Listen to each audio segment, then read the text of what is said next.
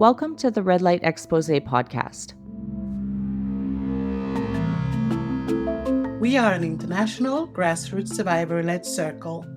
Our goal is to counter the growing acceptance of sex work ideology. We aim to raise awareness of the harms of commercializing sex, meaning prostitution, porn, stripping, and BDSM. Through honest, in-depth conversations, we elevate voices often ignored and silenced. Together, we're challenging stereotypes and dismantling myths. We envision a healthier, safer society, especially for women and girls. We appreciate your company on this journey. Welcome back to the Red Light Exposé podcast. My name is Elly Arrow.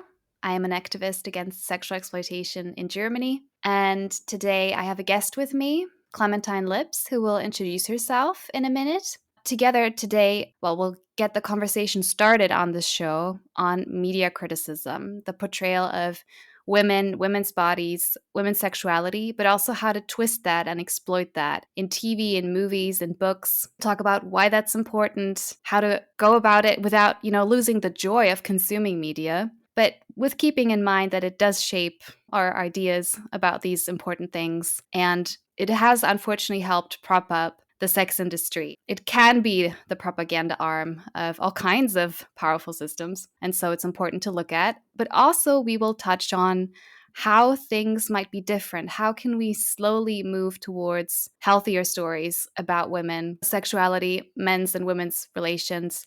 I invited Clementine because I think she has some unique ideas in that arena. So Clementine, do you want to let people know who you are and what they should know before we dive into the topics of today?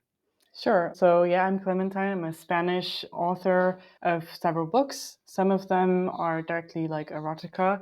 And the last book that I published is a nonfiction book about critiquing media in terms of how female sexuality is represented in contemporary series. Because I saw a lot of people that were convinced that we were doing a lot better than we were before in terms of how we were represented in general, but specifically with sexuality. And I started to watch all of these things that they were recommending, and I was like, okay, so where's the improvement? I don't see it.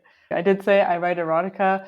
I'm obviously radical feminist aligned, so I try to take that perspective also into my erotica because I believe it's crucial to have an action board, so to say, or like examples of how more feminist leaning relationships could look like. We have a lot of theory on the matter, but I've found for myself, and I think for other women too, applying that theory into practice in the bedroom was much harder than I anticipated, and the theory was not enough. So I had to sit down and actively imagine what would my sexuality look like if I hadn't been influenced by, obviously, the media and just general patriarchal propaganda all over the place. Can I imagine something outside of the things that I know are harming me? And it was quite a journey. And through that journey is how the short stories that are published now came to be. It's kind of my own journey trying to decipher, is there any good in everything that I have been taught about my sexuality?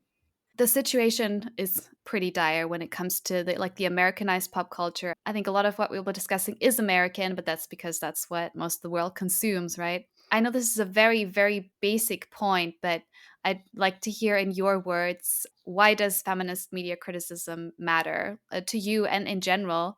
Why is it important? Because people really, they just love this thing of it's just entertainment. The media we consume, we know it's not real. We know, we watch Harry Potter. We know magic's not real. Why take it so seriously? Basically, it matters because the stories that we are telling each other build the way that we see the world. Yeah, we create the stories, but the stories create us too. It's a bidirectional relationship. This is really important, and I don't think a lot of people see it that way. They think, because it's human-made, it's controlled by humans and therefore does not have an influence on humans. So that makes zero sense. We consume stories to explain, and we create them to explain the world. It's ingrained in our genes, basically. We've always created stories, and they always teach us something, right? So the Grimm fairy tales, for example. That's what I was just thinking. I was also thinking, religious stories like exactly, the Bible. Exactly. They tell us how we are supposed to live. And that can be a good thing. They can teach us, hey, you should not be fighting your neighbors all of the time, or you shouldn't murder people, or you shouldn't do this and that. It can explain and justify moral attitudes that overall are good, but it can also justify moral attitudes that are not good, right? And that's where the feminist perspective comes in. We live in a patriarchal world. We've lived in it for thousands of years. Therefore, those stories that we tell for thousands of years have justified a patriarchal point of view. Yeah. Right? So it's not even distinguishing fact from fiction. They both come together. Fiction explains the fact, and fact gives way to fiction. I get it. Sometimes I just want to sit in front of the TV or open a book and be like, let me just read something and not think about all of the ways as this might be brainwashing me into doing something that's bad for me. Obviously, I understand that sentiment, but when we consistently consume something that is telling us the same message, we really need to be aware of what message that is. And sadly for us, especially if we're still consuming media created by men, it's going to tell us bad things about women. I saw Megalopolis the other day because it was supposed to be this love letter of Coppola to New York. Mm-hmm. And it was the most disgusting film I have seen in a long time, I have to tell you, because usually I consume stories that center women and are produced or directed by women. And here it was like the same shit that we've been seeing and listening to our whole lives. There's a good woman and a bad woman. The bad woman wants power. The good woman obeys and is completely in love with a man who is the real genius. There can be really good films that say these things to us. We can still love them because they are really well made, but we have to always be aware, hey, at least don't believe this. This is someone telling you a story that is false. Usually it's a pattern, so you won't notice it in the first film that you see. You will notice it after you watched several films around the same topic and you realize, oh, there's a common story here. And it's usually not the story that you most easily see. It's hidden in the motivations of the characters, how the characters react. It's not really the epic story. How they're socializing you. How they're socializing you is through those little things that usually when you're watching something, you're not looking out for. What the media shows us is what is acceptable and what is not. We're a much less religious society than we were before. And before, those rules were portrayed or like were fixed by religions. Now that we don't really believe so much in religions, those rules still come. They come from other places, but they're still there. And one of the most prevalent places is the media. You don't want to be the awkward kid that is always portrayed in the movies, which is generally, like if you're talking about women, it's the feminist character because she's the smart one and she, you know, when she sees injustices, she speaks up, blah, blah, blah. She's always been portrayed, especially in the 90s and 2000s. Now it's a bit different, as a bore, as the woman who has no friends, as the one who is being bullied. So you don't want to be her. And that's, you know, ingrained in your brain, whether you like it or not. And you want to be the popular girl who solves all of her problems alone, doesn't need anyone, doesn't need other women. She's different. All of those things, you might not see them in the first movie that you watch, but after you've watched 10 rom-coms of the same era, you will see those messages coming up. Yes, and I think actually when it comes to the topic of sex and sexuality, media portrayal is even more important because a lot of us growing up see porn before we have real intimate experiences.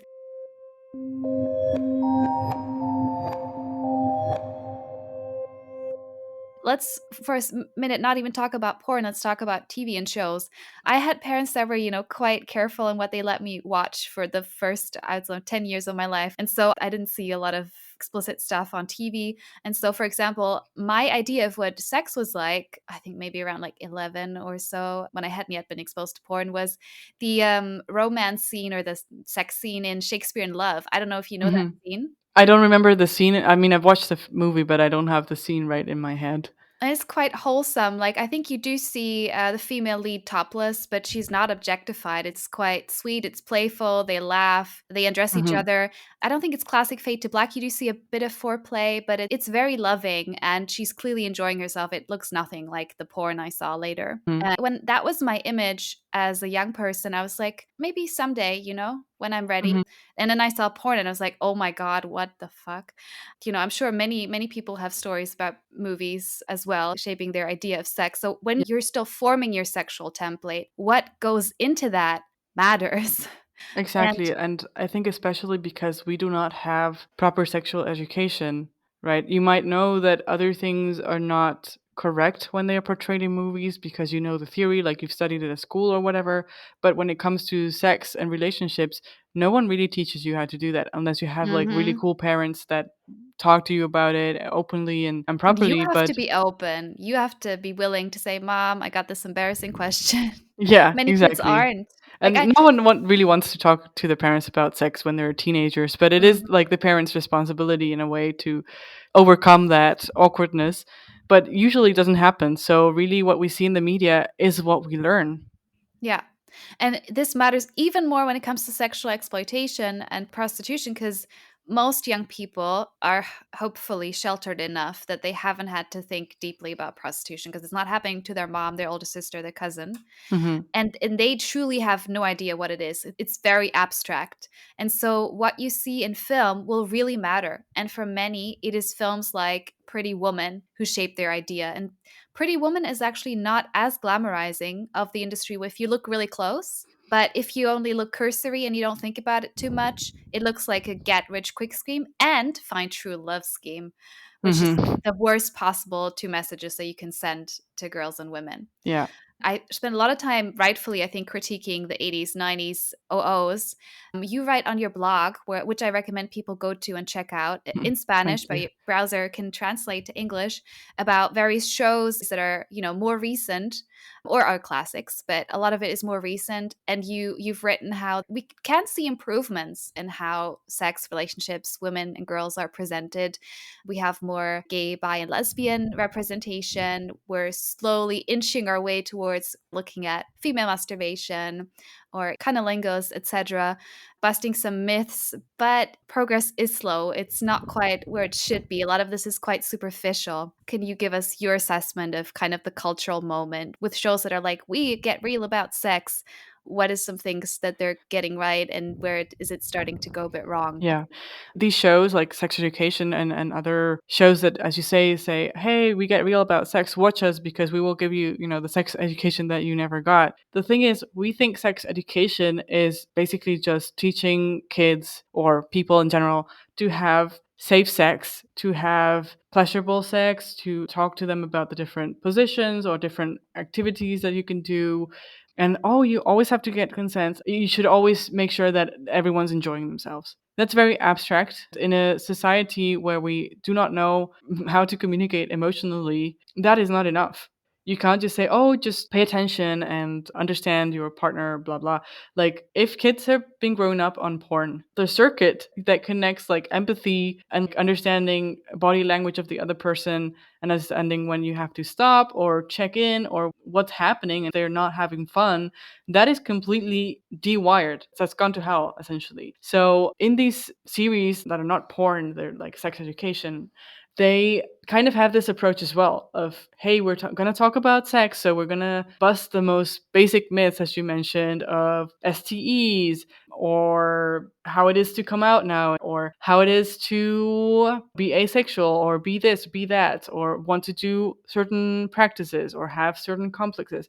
But there is no deep dive into the emotional aspect of sex. And I think that this is the cornerstone of feminist sex education and feminist erotica or series about sex, whatever.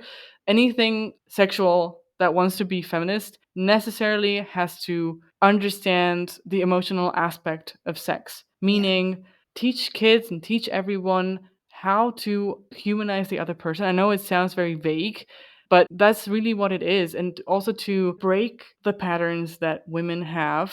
For example, to take Sex Education, the series, as an example, Mhm. we have many different tropes of women in that series. So Maeve and Amy, for example, completely different types of women. And the women who watch the series, will identify with one or the other. And sadly, Maeve, for example, she follows the same pattern that strong women have followed as portrayed in the media for forever. She Mm. falls in love.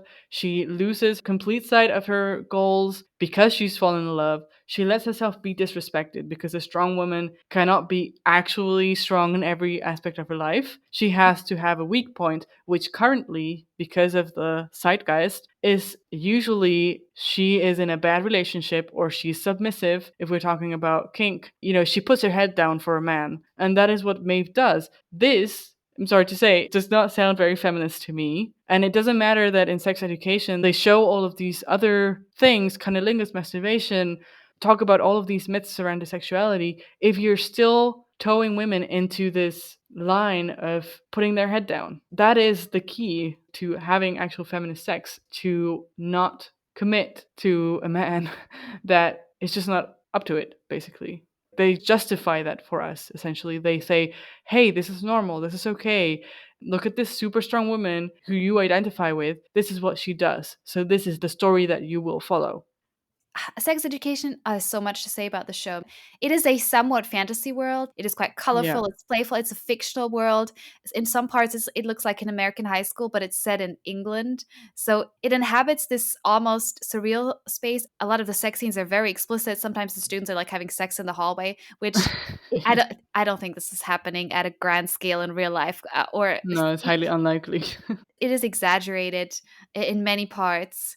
That gives it some creative liberty. So it would be totally fair to say Maeve starts out and she has these ideals, but she struggles to live up to them. But who does she end up with? And I have to honestly say, I did not watch the most recent season of Sex Education because I was a bit frustrated by the second to last already. I felt the show was becoming more superficial, more trendy. It was not dedicating enough time to very sensitive issues. I was not a big fan of them saying there's a safe way to breast bind, I have to say, personally, because as far as I know, there isn't. As understandable as it is that teenage girls are distressed about their breasts in this pornified culture. No, I totally get your point. I think you're totally right. Sex Education did become more and more superficial. Basically, the story kind of repeats itself for the last few seasons, but I had to watch it to actually knowing what I was talking about in the book. So I did watch it till the end. And in the end, Maeve ends up breaking up with Otis. I mean, I was happy that they broke up because I don't think he's good enough for her. Honestly speaking, he gives me a lot of incel vibes. But the reason that they broke up was not satisfying to me. If I remember correctly, and I might not be, in the end they break up because, well, she's got to move forever, presumably to the US, and he's staying in England.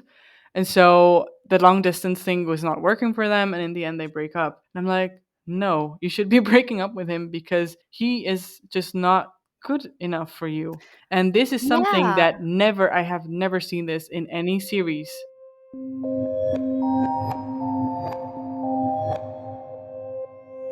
We want to take a brief moment to thank you for your listenership.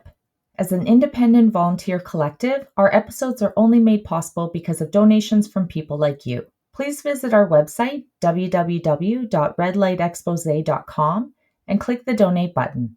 Your support is greatly appreciated. And now, back to the episode.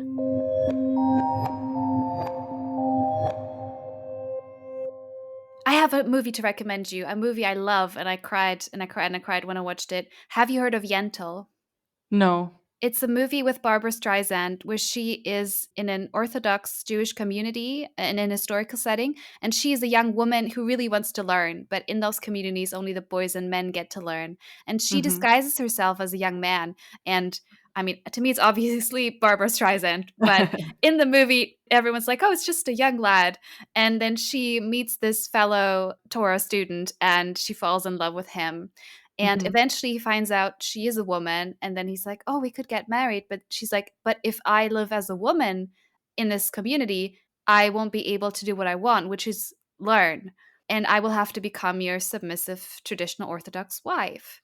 And she struggles and struggles. She's I love this man, but then she says, I love myself more. Right. And she does also end up going to America, coincidentally. I feel like in that case, the journey across the Atlantic is not just because, oh, she just wants to go to America. It's this man, he would have confined her. Even though he loved her, he would have confined her. And she is choosing herself.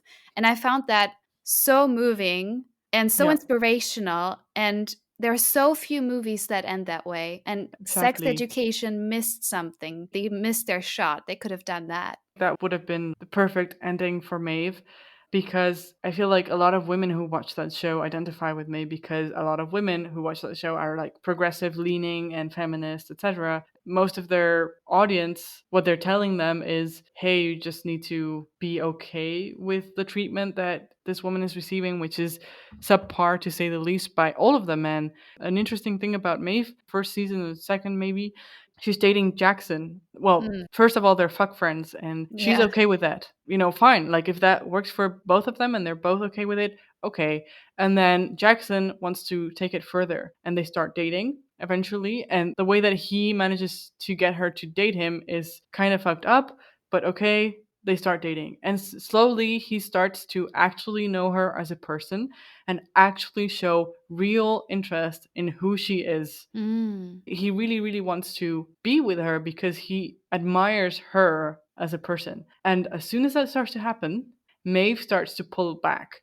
And this is something that is consistent across several series that are supposed to be progressive with supposedly strong women, that as soon as the men start maturing and start being actual good partners, they say, no, I don't want this. And they go back, or they go to other men who are still kids and who cannot treat them with the respect that they deserve. When I say we don't have enough sex education, this is what I mean. It cannot be that consistently we're telling strong women, hey, put your head down and don't aspire to a relationship that is actually fulfilling and actually positive for you. You have to be somehow subjugated to men. And we cannot do that to you anymore in the public eye, because you can work now and you are supposed to have equal rights in the workplace. I mean, it's not real, but okay, legally, we cannot openly treat you this way anymore. So the way that we're going to subjugate you is going to be by convincing you that in romantic relationships you have to be submissive. And this can take many shapes. We have the tradwife movement now, of course, but also in the more progressive leaning groups, let's say, the fact that kink, with that quite gendered perspective of the women 90% of the time or more being the submissive part, and making it sexually appealing to always have women in those very torturous positions and doing things that are humiliating or painful for them. Obviously porn, like, it's all going down to this relationship / sexual encounter part of the life of women. So connected to that, correct me if I misunderstood, but there's the phrasing that you use. My browser translated it to the masculinization of sexuality. And I think it's been theorized by a few people that the idea is to have equality between the sexes in sexual culture, is women should become more like men. Now, that makes very strong assumptions about men, where a number of men would say, but that's not what I like and want to be. But it makes, a very masculine, traditionally masculine and promiscuous view of men. And so women should like casual sex. Women should even like chem sex, so sex on drugs, which has a lot of risks. Even if you do it with someone you like, it does have some inherent risks. Same with BDSM. And then, of course, porn and prostitution, they follow on the coattails of that. So can you elaborate on this masculinization of sexuality? Yeah, so when I use the term masculinization of sexuality, there are men that do not want to have sex in the way that they have been taught to, but I refer to kind of the gender norm of the masculine. Right. So that means, as you said, taking part in activities or having sex in a way that is overall unsafe, possibly also quite objectifying. I think that is the key component of masculine sex someone has to be objectified. Exactly. Someone has to be objectified. So we as women don't want to be the objectified part anymore. So what we're going to do is objectify the other person.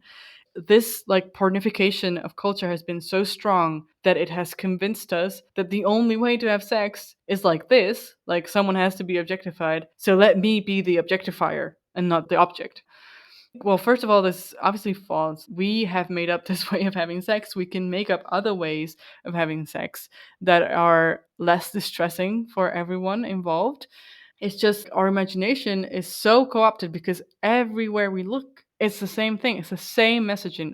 It's become how we call it in Spanish is historia única. That would translate to the single story. I think Shimamanda Ngozi Adichie mentioned it. Sorry about the pronunciation of her name. She has a TED talk about that, how when we only hear one story, then we think we only have that option.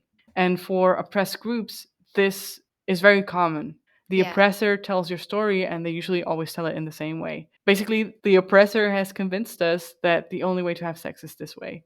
Tied to that masculinization is that low effort kind of sex, in the sense of, I want to get satisfaction and I don't want to use a sex toy, so I'm going to use a person as a sex toy, but I'm not going to listen to them. I don't care what they like or do not like. If I like pulling someone's hair, or if I like doing anal sex, for example, I will either do it by force, or I will manipulate them or coerce them in some way to do the practices that I want. I will essentially use them to attain my satisfaction. And as also you mentioned, sadly, women have kind of been convinced by this, because the masculine way of life is the neutral and also the one that has the privileges. When we say, hey, we need to change this, in which direction should we change it? We tend to say, let's change it in the direction of the men because they have it better off. But actually, it's not the point of feminism. We need the men to lose some privileges, because if something is a privilege, it's because you did not deserve it. Because it's unequal. Exactly. I don't think this privilege, if you can call it that, of exercising your sexuality in such a way is good for men. I don't believe that. I think it isolates them and it makes them feel dirty like it does us. And I don't think anyone gains from this. But there is a deeper thing that we have to deconstruct to actually say, hey, actually, the women's way is better. Yeah. Right. That's just so bizarre for a patriarchal society to say women do it better, that we just don't do it by default. I think patriarchy, like, it does give men benefits, but they pay a price, and many of them don't realize, okay, so you get sexual advantages, or many men do. You get monetary advantages because women are deprived of resources, which also ties into sexual exploitation. Yeah. But what you lose is real, deep human connection, especially to women and girls, but also to other men. Because if the glue that holds you together with other men involves hating the opposite sex, you're not having a real connection with other men either. Exactly. And a connection based on hate, it's just so... I'm not a believer, but I think the word soul needs to be said in this context. Like, it's just not good for your soul. Yeah. You're never going to be happy if you're based your relationships on hate. Also, talking about the masculinization of sexuality, I think the transactional aspect of it is also inherently patriarchal and totally ties very much into the sex trade, right? And yeah. I think that's one of the reasons why when certain liberal feminists say, hey, you can't talk about prostitution or you can't talk about porn because this is their problem. Like, people in the sex trade are the ones that should be talking about this. And I say no, because actually this affects... I mean, of course they should have a voice. Absolutely. That's what this show is for. Most episodes have the voices of women who lived the reality. Exactly. Yeah. And we definitely need their voices and to listen to them. That's another thing. Usually, even people who were in the sex trade who speak against it are silenced, even though they then say, hey, let's listen to them. They don't want to actually listen to them. But also, this affects all women. The fact that you can buy the body of a woman, or however you want to say it, affects everyone, because it makes sex transactional, and it just, the possibility exists for them to do that. And I think, for example, when we go to the bar or something and a man buys us a drink and then expects sex in exchange, that comes from the idea that sex is transactional and that sex can be bought. And I say sex in quotation marks because I do not believe that that is actually sex. That's rape. But, they think that way because this possibility exists. So actually it affects everyone.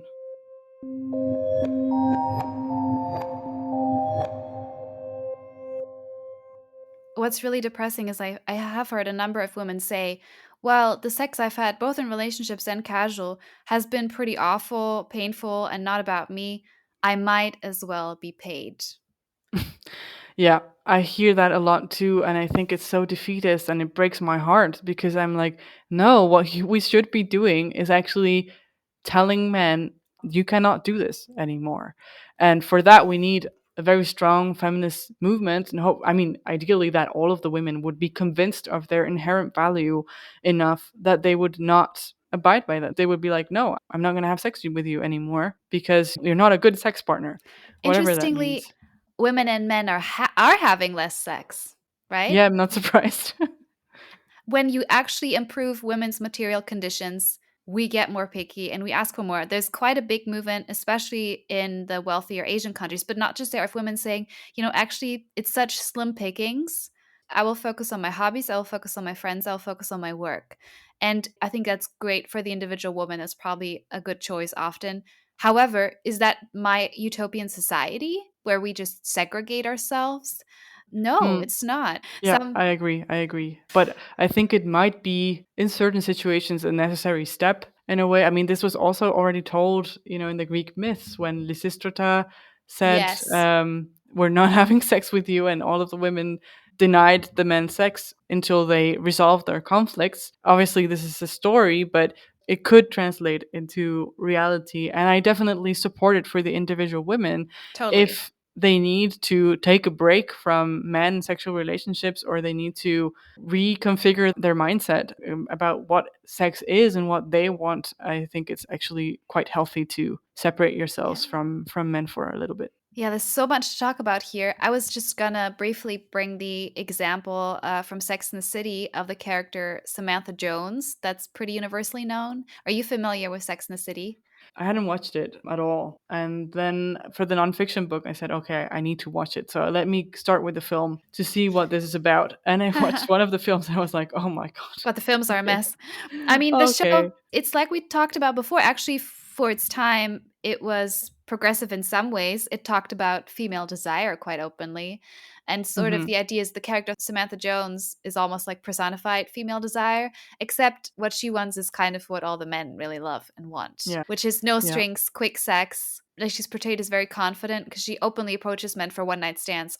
And it's portrayed as though that sex is usually quite satisfying to her, which is not what the statistics say of how it works out in real life. Yeah.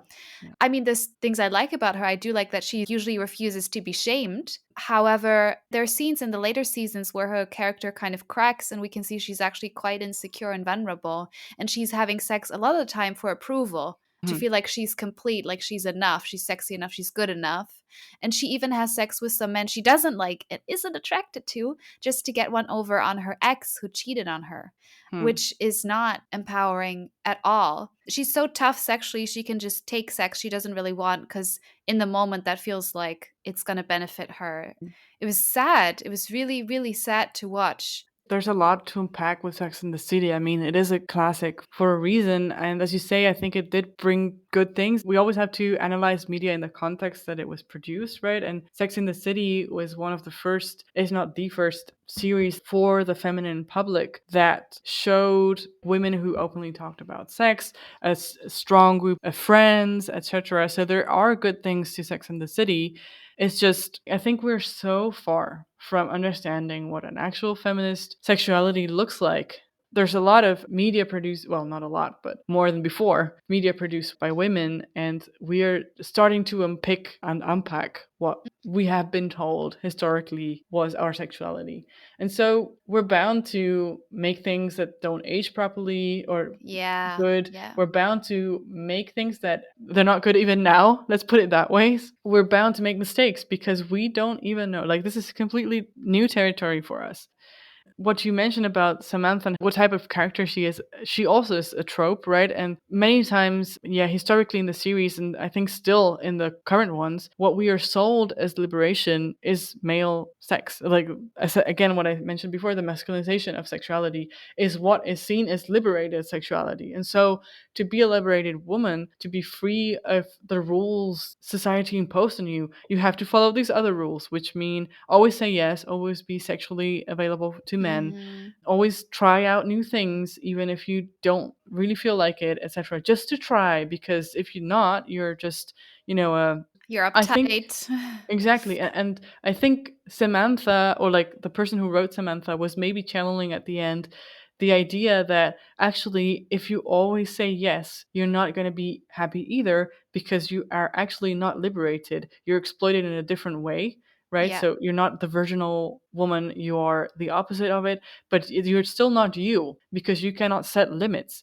And that is really what a liberated woman or person in general is in terms of sexuality, is being able to say, actually, no, I'm not interested in this, or yes, I'm interested in that.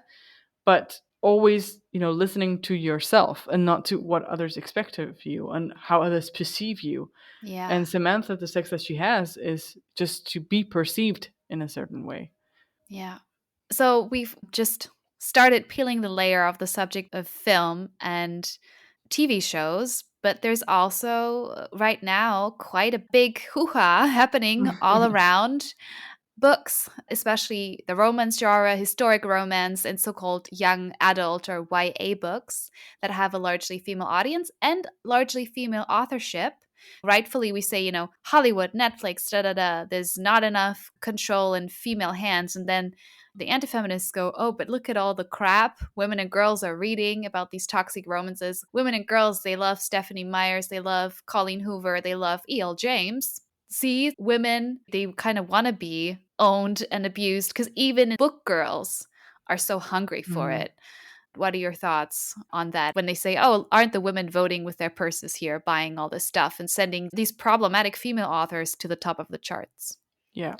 Well, there's 2 points to this. First, and the easiest, I think, is none of the women that exist on this planet are free from patriarchal education. We're all brainwashed to some degree. Yeah, exactly. Including you and me. Let's be honest. Yeah. I mean, I'm constantly evolving and constantly questioning my own ideas about this. I read a lot about this topic because it's especially interesting to me, and I'm constantly challenged, right? And I don't perceive my books to be as feminist as I thought them to be at the beginning because my mindset has changed since then. I think they're still better than most of the crap that's out there in terms of how women are represented in them, but I would still change things. First of all, we're now in a time again where feminists are being demonized. So younger women that want to fit in, they're probably not even gonna try reading feminist media. It's cringe, right? The new generation thinks we're cringe. Yeah. Or anything with feminism. Most people don't even know there's different schools. I hope that they will change their minds eventually and see, because feminism comes in waves and there will be another wave. But they're bombarded since they're born basically with the idea that women should obey and follow. And even if you are progressive, even if you're in left-wing circles, you still have that conditioning. There's no way you're not had that conditioning. These stories that have a dominant man, be that in the BDSM sense or in just the general sense of a man who takes charge, they have been basically conditioned to love that, to see that as their comfort zone. So of course they're consuming that and creating that because that is the pattern that they have learned to follow and that feels safe and like home. Even in the context, as I said, of left-wing women, they also have that. And many times, actually, when I talk to other women who are left-wing, I see that they tolerate certain behaviors in the bedroom that maybe even like more conservative women would not tolerate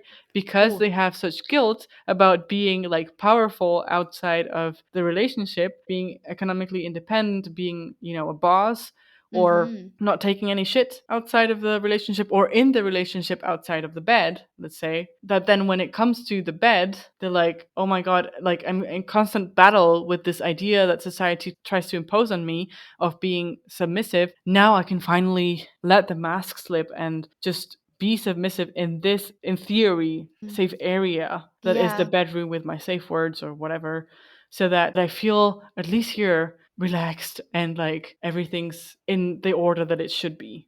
And I don't think it's conscious all of the time, but I see it a lot as a pattern in many women. And so the books are also a version of that. It's like, you need to be hard at school and at your job. There and the protagonists change. The female protagonists change with time.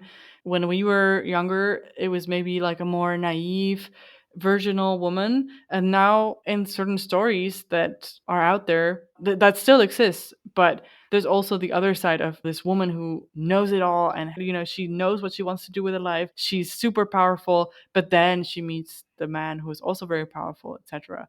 The superficial story changes a little bit to adapt to what we expect, but still tell us the same story that we always were told. And another part of it is just these dominant men are usually relatively competent. I don't like them, but it's true. At least they have a good job. They're rich. If they weren't rich, they would not be the protagonist of the story, of that type of story. They take charge, they plan things, they take care of the women. Outside of the bedroom, they are super romantic and they will take them on to dinner dates, show them off to their colleagues and whatever. Like basically love bombing as we would see it from the outside. But in the story, because you can control the ending and make it a nice one, it doesn't look like love bombing. But that's what it is in the end, right?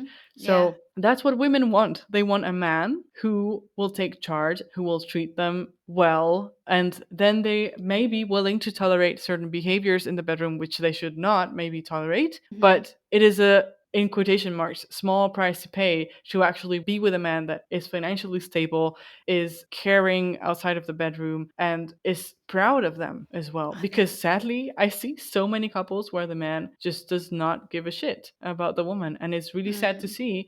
Also, not surprising that then women fall for these love stories. Where the attention is obsessive. Yeah, exactly. The attention is obsessive. It's too much. If that were real life, it would be too much. But they're so deprived of attention and respect and love and care in their real lives that they're like, it's better to have too much than too little.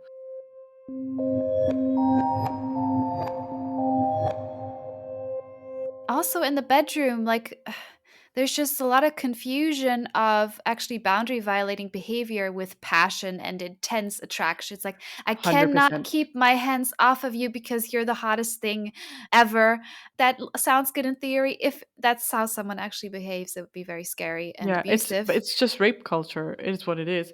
Lundy Bancroft, he says in his book that abusive men can control their actions perfectly fine because when the police shows up at the doorstep, they're back to being completely calm human being. But when they give themselves permission to act in a certain way, and I think the same applies to this situation, like someone saying, I can't keep my hands off you, you shouldn't take it literally. It means I don't want to take my hands off you because I want to satisfy my desire, and I don't care really what you want. I'm just going to assume that you want the same as I do. But if you don't, you will just end up raped. That's why consistently in porn and in these stories too, we see the transformation of the woman being like, oh no, I don't feel like it, I don't want it now, but the man is so good. Oh, he's so good that she changes her mind.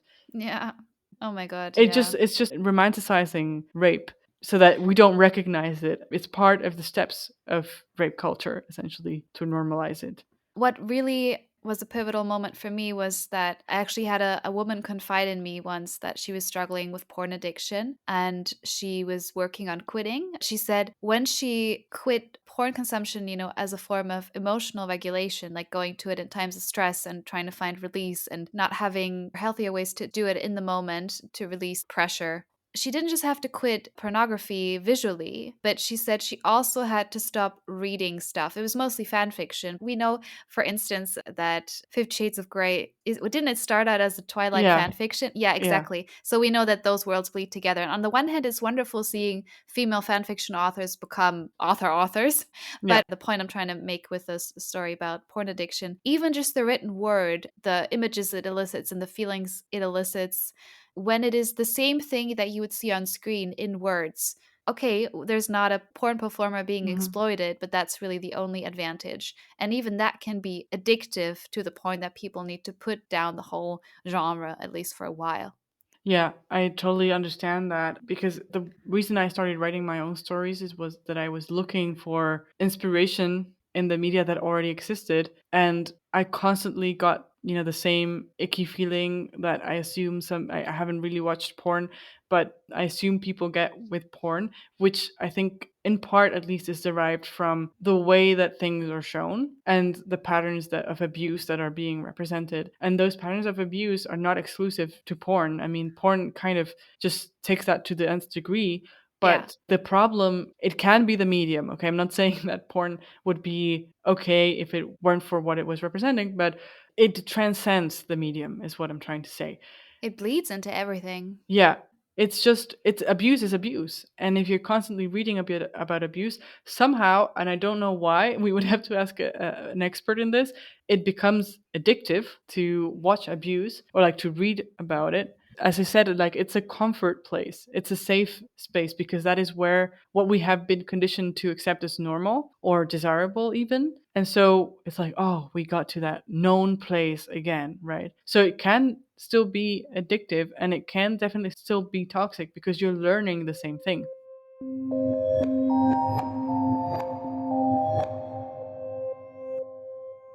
In all this environment that you described that you marinated in, you've started writing your own erotica and publishing it and trying to come up with ways to make it, like you say, it's never going to be perfectly feminist, but more women friendly. And the part I want to start with is just, how did you get there to that point where you said, okay, I want to write this and put it out there and see how it's received? Did you like write something, send it a friend, and they said, we need some good stuff to flood the market with? Like, where did the idea come from?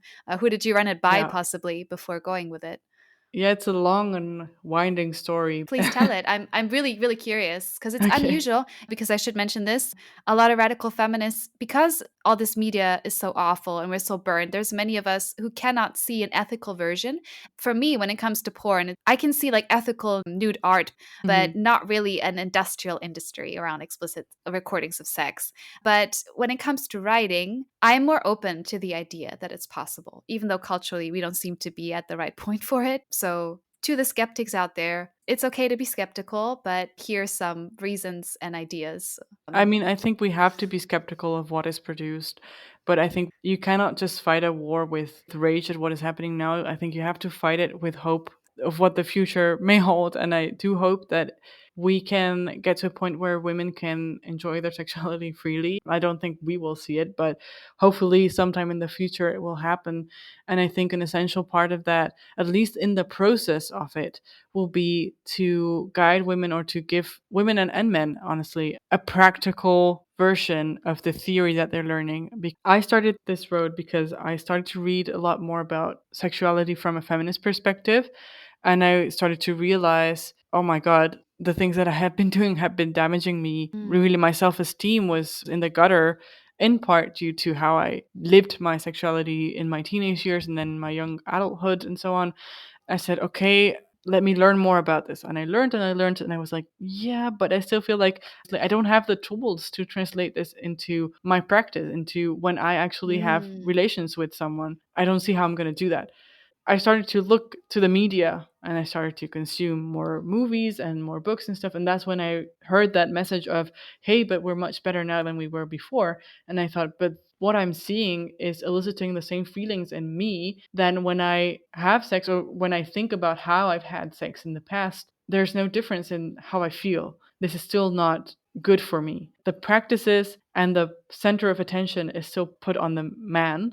It's portrayed in many ways that the woman is still secondary. She is always pining for the attention of the man and she will do anything for the attention of the man. And that is what actually sickened me to my stomach. I was like, there is no autonomy in this.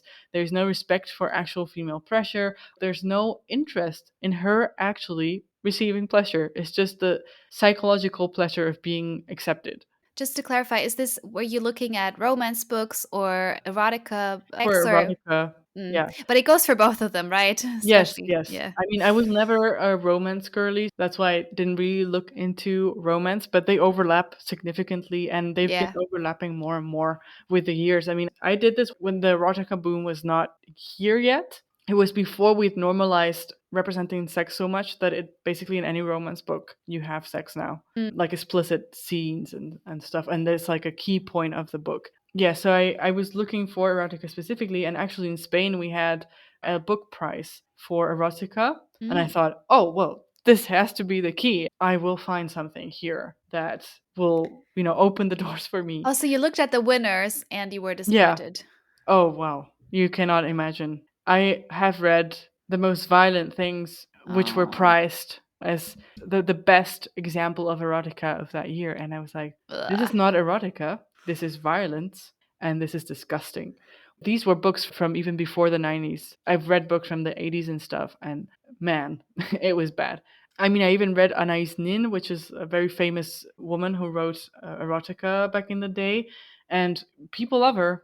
And I'm still like, but she's describing the scene like it's the most exciting thing, like the most erotic thing ever, where she is basically being used by a lot of men. She's drugged pretty much out of her senses, can't really move, What? and she's being used by different men. And this is like peak eroticism, apparently, for the literature experts. It's like Marquis de Sade is like dancing in his grave. No, absolutely. I mean, he's also one of the examples that are set. Oh, he was such a great writer. Fine, but what he writes, could we not portray it as erotica, but as a story about abuse of women? And didn't he commit horrific abuse of women and girls in real life as Yeah. well? Yeah, I think so. Don't we cancel the problematic men, but not the historic ones? Like, if you just raped and killed women a long time ago, it's okay. Yeah, I mean, it's they love him. They love him. Well, not all of them, but many people in the erotica scene or the kink scene. In this time is when I started to also get more into the kink scene. I never actually practiced myself, but I did get to know a lot of people within the kink scene because I thought, oh, maybe the key is here because they seem to be the freest people in regards to sex that I know or that I've heard of. And oh my God. I mean, I guess I technically consented to it, but I also technically didn't. In my exploration and trying to understand and trying to be fair when I was writing my books and trying to represent all of possible sexualities and blah, blah. I mean, very idealistic back then. So I said, oh, let me learn more about BDSM because it's not something that interests me personally, but a lot of people are interested in it. So let me learn more about it. And I met this woman who I think actually was in a Radfem group. Like she was learning about it. And they were supposed to be switch, both of them, like a male partner and her were supposed to be switches. And she said, oh, we can make a group, a WhatsApp group with you in it. So you can observe how we interact and how we create the tension. And I was like, okay. I wasn't really sure, but I said, oh, well, for research purposes, we'll be fine. And then I ended up feeling like I was being used. Fortunately, it was only via WhatsApp, so, you know, I could disengage pretty easily. But in the end, I got the very strong feeling they actually didn't care about my research, which fine. They had kind of lied to me in the sense that they were getting excitement from me being there, but they never. Exhibitionism. Yeah. And I'd never consented to that. Can you really consent to that? How did you regulate that? It was very uncomfortable. So I ended up leaving the group, obviously. But it's always funny to me because the BDSM community is so focused on consent, but there was no consent there. Total I was hypocrites. I was going to say it wasn't that horrible, but actually it was because when they actually talked to one another, he was the dom and she was the sub, like all of the time. I also see that a lot, that women call themselves switches because that's more empowering, but actually they always feel the submissive role. And the way that he talked to her, I have never seen a real person talk to someone so violently, so degradingly. I was like, oh my God. And they never gave me a safe word or anything because I was supposed to be just observing. So my consent and my well-being was completely ignored. They didn't care. That was the first and only time that I did anything so stupid. I learned my lesson. Essentially, because I couldn't find anything in the media that interested me, I decided to write my own stuff and kind of do it as a training for myself to de-brainwash myself from all of the patriarchal ideas. So I wrote my stories, reread them, was horrified, edited. And in that editing process, it's when my brain started to get rewired. It's not sexy, but in your automatic thought process, it was.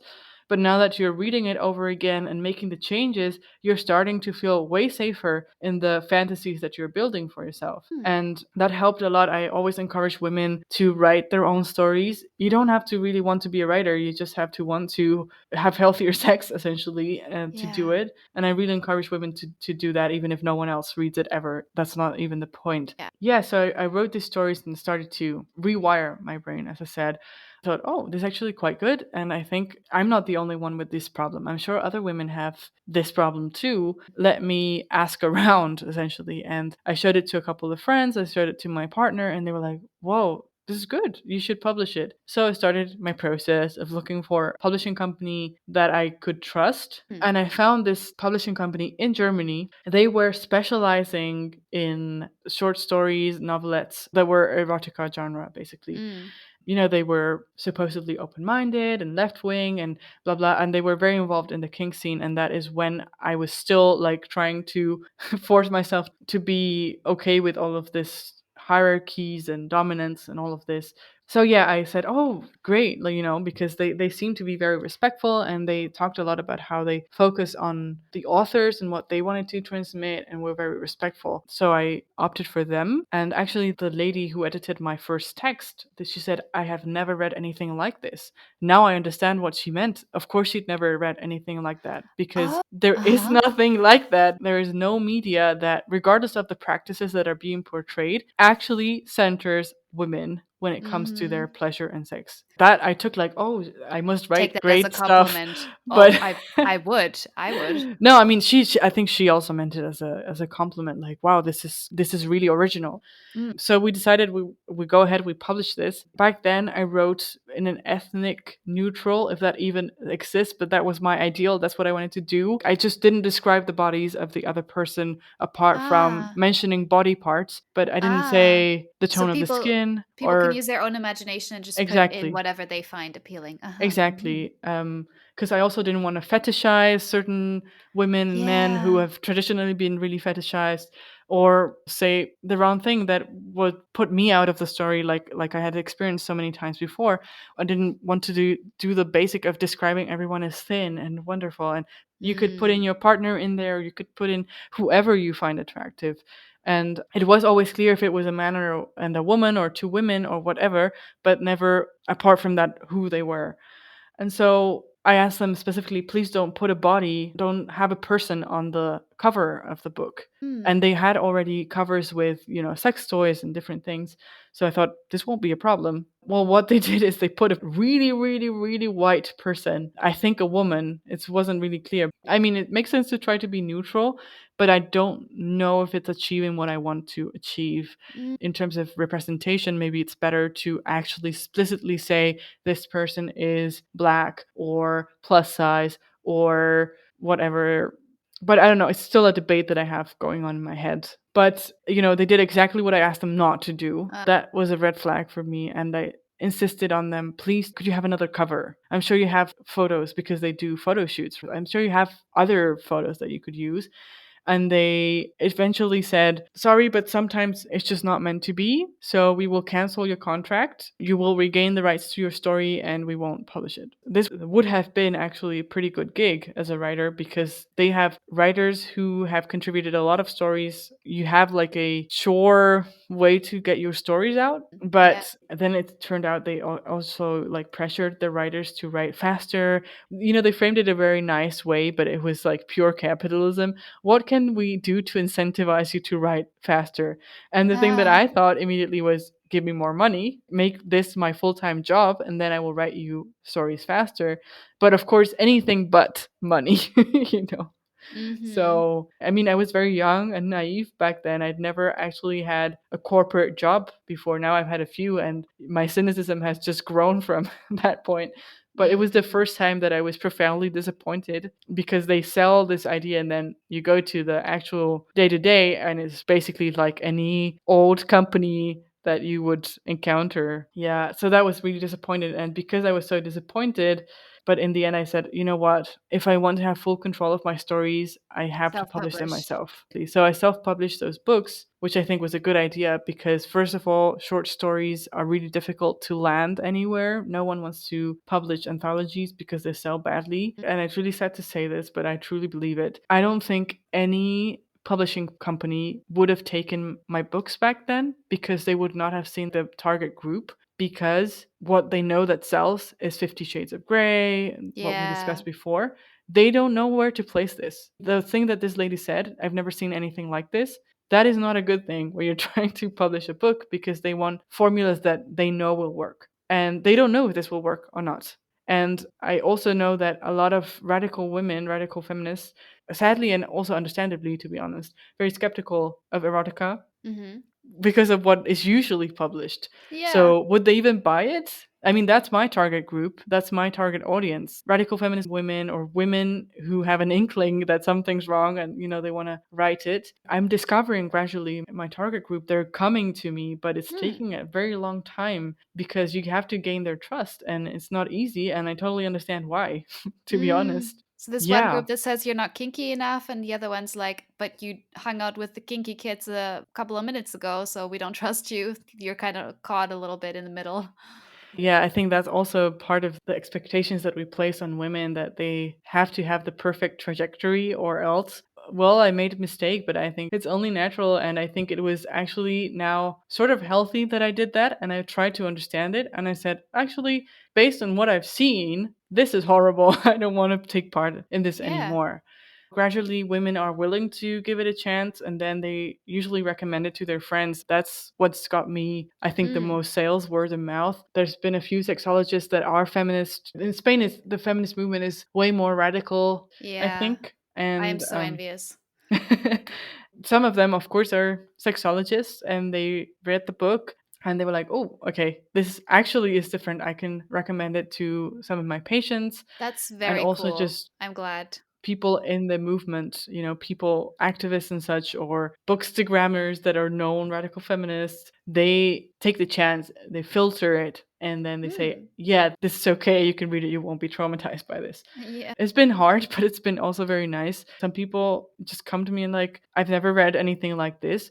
Wow, thank you, because now I know when I want to read something sexy, Erotic. I know I have a safe place to go to, which was never the case before. You have to compromise. Some people, men actually, have told me I've changed the way that they see sex, which is, I'm like, okay, Wow. that's the whole point. I mean, to give women an example of how they can live their sexuality better, and to also give men a way to interact with women, or if they are gay, with their partner, to interact in a way that's away from that masculinization of sexuality that we mentioned before. I will link to the essay. You have an essay on your website where you explain some basic tenets of more women-friendly erotica.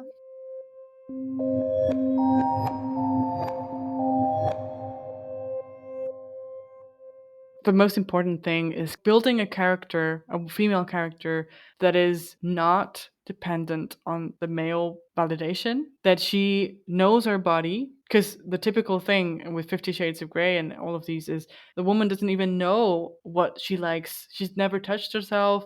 She's completely a lot of them virginal. are they are even literal virgins at times, right? Oh yeah, my god, yeah. Exactly. So the man goes and he teaches them what to do and blah, blah. No, have a female character who knows what to do. Who of us women has not masturbated ever? Like, I just don't believe it. I do not believe that the women do not know where to touch themselves to give themselves pleasure. And of course, they are not dependent on a man for that. They could do that. So what are they gaining from this relationship? Be it a one night stand or a longer relationship, what are they getting from this? And also building a complementary male character that is not wanting to dominate the female character, or who has not based his sexuality on domination, humiliation, or being condescending. Oh, let me guide you through this. No, be respectful of the woman. Assume that she knows what she wants. If she doesn't know, or she's willing to experiment, she will ask. Just give them autonomy to ask for what they want,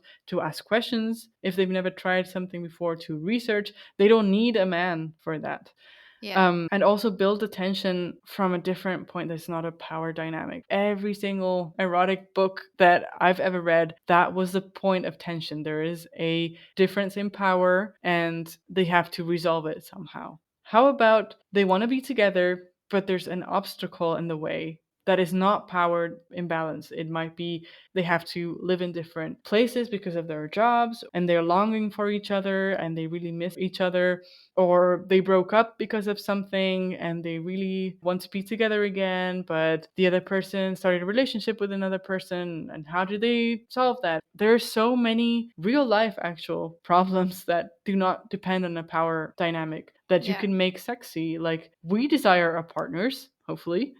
So you don't need that. You don't need that to have tension. Especially this like rich man, poor woman dynamic is Oh, just the no. worst. And It's that just so is dangerous. It's so dangerous. so helpful for abusers and also for Yeah. sex buyers. Yeah, absolutely. Absolutely. Of course, like, stop focusing on penetration. Penetration is one of the practices that is the least pleasurable for women. So why are we obsessed with it? Like, every single interaction has to finish with penetration. Even in the most modern series, many of them, they portray other practices. They portray sex or masturbation or kisses or whatever, but then it always has to end in penetration. Like, the other practices are not whole in themselves. Why can't a woman finish with a man doing oral sex? Or what is this thing about always having penetration and the woman is just not doing anything? No, that usually doesn't work. She would have to touch herself or the man touch her or something. Think of how you actually have physical pleasure and write that. Don't fall into the typical trope of, oh, and he penetrated her and suddenly she came because it's a magic penis.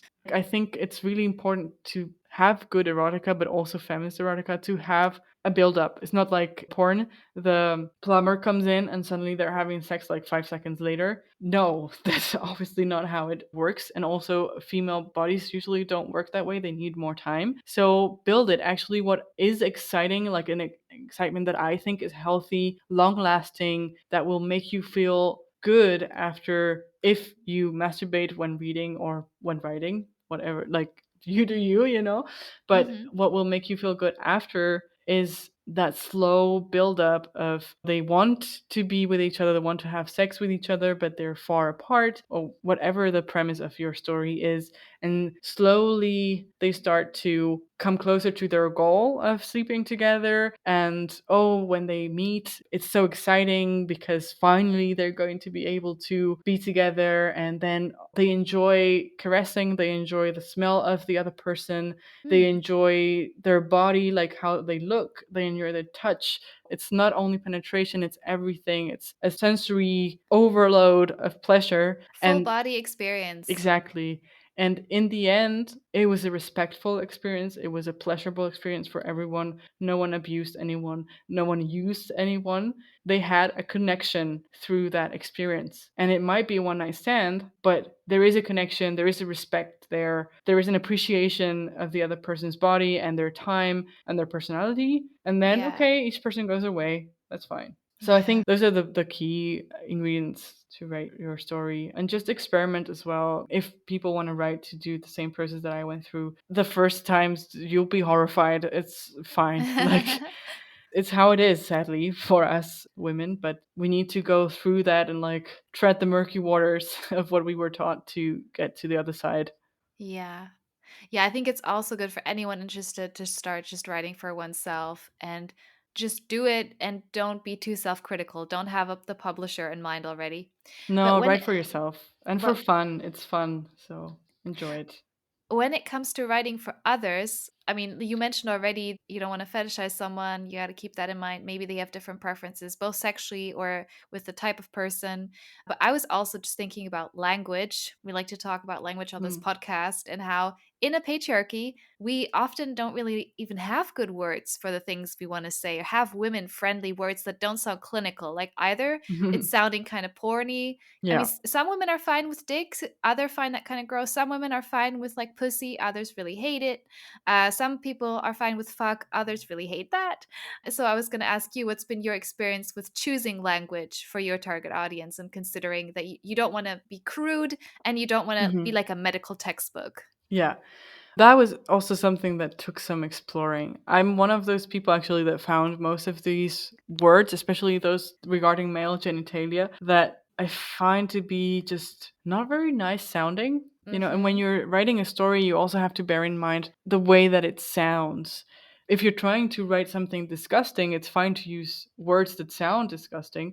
If you're trying to write something beautiful, you need to resort to other language. Of course, it is to a certain point subjective, but generally speaking, I do not like to use words like that. I do use vulva. We always focus on the vagina, vagina, vagina. So, okay, let me use vulva from time to time to kind of normalize that word. I like how it sounds. I don't know. It's just, I have a very positive relationship to vulva. I think it's a beautiful word. That's good.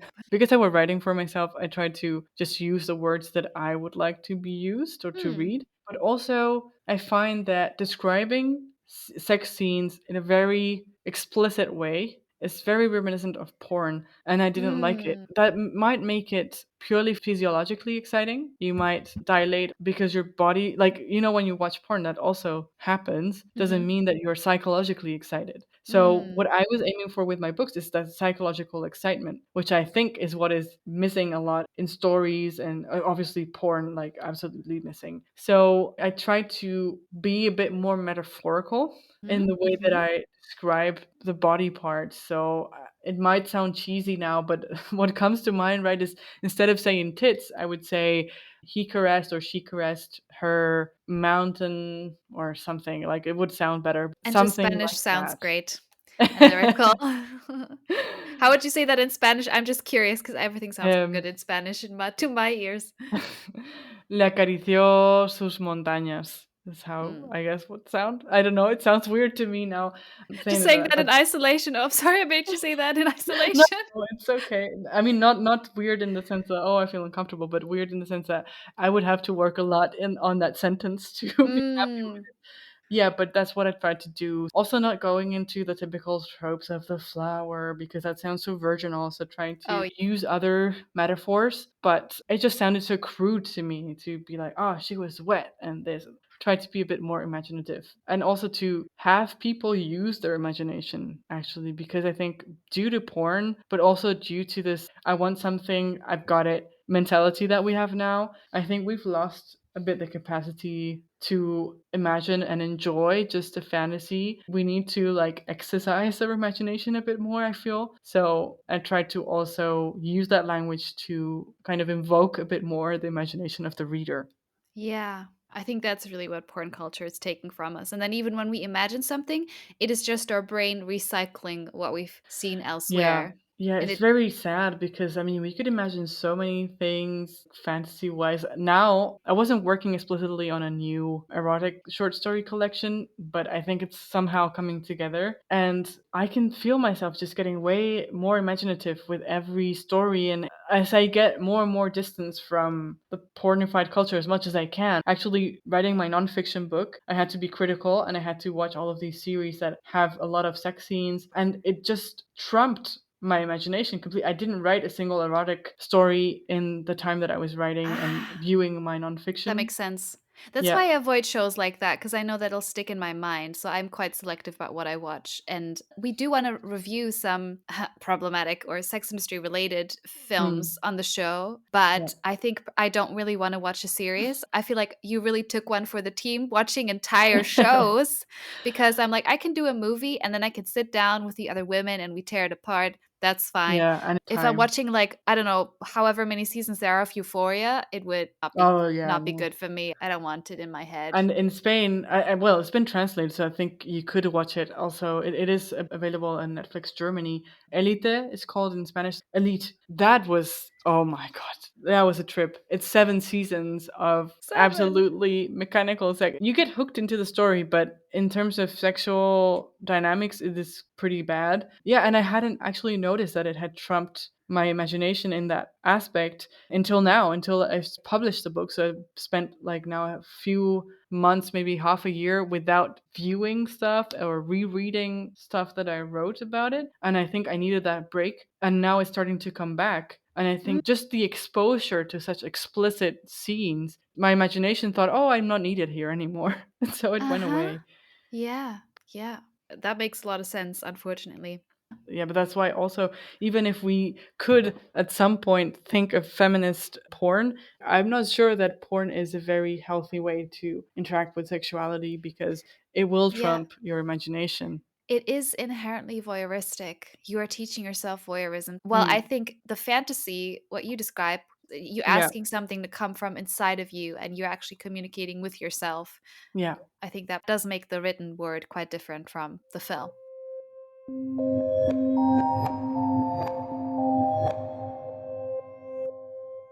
So, coming to the closing of our conversation, we touched on so many things. We couldn't go deep on all of it. This is just the first in hopefully a series of conversations that we have, both with Clementine and other women, other hosts, where we look at media. And we do want to dedicate individual episodes to individual movies, starting with Pretty Woman. But Clementine, can you recommend us some shows, some media that's out there that people can have a look at that's, more women friendly, healthier portrayals for men as well? And I'm just going to put one out there that I'm enjoying right now, which is Ted Lasso. I mean, lots of people are watching that, thankfully. That seems to be Yeah. quite successful. So I don't know if I need to be recommending that. But for anyone who hasn't seen it yet, give it a chance. It's got some lovely dynamics between men and women, between men amongst themselves, really healthy male friendships. I'm really loving that part of it. So, how about some recommendations from you? Yeah, I always get asked this question, and it's difficult for me to say because I wouldn't recommend anything without a but at the end. This is good, but this might not be that good in this series or movie or whatever. I tend to recommend Sexify. I don't think it's got a lot of traction because it's a Polish series and it is quite radical in its portrayal of the male love interest. It's one of the few male characters that I say, okay, this is a nice man, and I hope more teenagers watch this and see, oh, I want someone like Adam, very clear with his boundaries. And he was like, I don't think you're treating me right, and therefore I don't want to be in this relationship, instead of trying to coerce the female protagonist to bend to his rules. So I really appreciated that character. And in general, it's quite critical of the sexual liberation movement. Basically, it says that for sex to be satisfying, there has to be that humanization that we talked about, and dehumanization and mechanical sex and just like consumerist sex will never satisfy anyone. Yeah. It's got a mention of gender violence that is quite nuanced, I think, because the woman who has been abused, she's still kind of addicted to that dynamic, and they explore how she breaks free of that. So I thought that was really good. The only but that I would say, there's not an explicit lesbiophobia, and there are a couple of gay and lesbian characters, but overall, the lesbian character, she is called Lilith. I think that already says something. And she offers drugs to one of the protagonists who is exploring her bisexuality. She's like the kind of the femme fatale. She takes her away from her boyfriend. There's the predatory lesbian is a real lesbophobic cliche. Yeah, so it's not super explicit and there's no slurs against lesbians and so on, but in the overall culture, her character, I think, in a way enhances that trope. I have mixed feelings about that part, but in general, it's pretty good. And then in terms of female sexuality, so I divide female sexuality into two parts because sadly, I think that's how it is at the moment. The pleasure and the pain part. So pleasure would be what we should aim for, and I think Sexify is a good recommendation for that. And then the pain, which has to do with sexual violence and so on, is still the most predominant. And we're still deconstructing that and making our narratives heard about what it is like to suffer sexual violence, be that because you are exposed to porn or taking part in porn, or you were in prostitution, or you were sexually assaulted, as a kid or as an adult woman. We're still building all of our narratives around that topic. And I think some good recommendations for that, which are also really high quality series and movies, is Anatomy of a Scandal, which is about this man in the White House who gets accused of abusing one of his colleagues, and the relationships between the women, the wife of this accused man and the woman who was abused and so on. It's really well built. Dietland, which is also against diet culture. I love Dietland. Yeah, I really liked it. I think it's very nuanced as well regarding the feminist movement. Fleabag, which I think everyone knows. I think the second season is amazing in terms of how she breaks apart from the narrative of having sex to validate herself. I think that is brilliant. And then Fragments of a Woman, which I think is not so well known, but it is about the woman gives birth, but the child is dead, sadly. So it's a neonatal death, and how society kind of pressures women around their grief. In this particular case, it's about her baby, but I think it is applicable to any situation where you grieve in a female specific way. Let's say, so for example, if you were assaulted, how your grief will be perceived because of that event is definitely different as to how it is perceived when you lose someone you love, which is a universal experience. That's a great range of recommendations. Thank you so much. And thank you for coming on the show. Thank you very much for inviting me. It's been great. Also, I just wanted to say I am so excited to be on this show because I love some of the women who you have interviewed. I really admire. I also heard you say that you would like to bring Jessica Taylor onto the podcast, which I studied neuroscience and studied psychiatry. And I was like, oh, something doesn't fit. I left my PhD, didn't finish it. And then I found her, and my whole worldview was like, this is what was wrong. Okay, now I get it. Really love this woman. She's actually from the near where my mom was born. So I'm like a total fan of her. So if I'm ever in the same podcast like she was in, I would be like, oh my God, like peak life moment. Oh, she's amazing. Yeah. And Savannah from this podcast, which I've heard in the intro, but also from the Female Dating Strategy, I also admire a lot. So, and you, of course, I also follow your YouTube videos. So, I mean, for me, it's really an honor to be here. Oh, thank you. And I'm happy to do again. So I will keep both listeners and you, Clem, updated because we want to go and actually, like I said, dedicate entire episodes to a specific movie, really dive deep, tear it apart, or praise it when it does something well. Looking on the bright side, looking where the hope is, because that's part of fighting back, is not letting them take our joy and take our pleasure. Exactly. Precisely. We hope you found this episode informative. To follow us on social media, click the links in the show notes below. If there is a topic you would like us to cover, you can contact us at redlightexposé.podcast@gmail.com or head on over to our website, redlightexposé.com.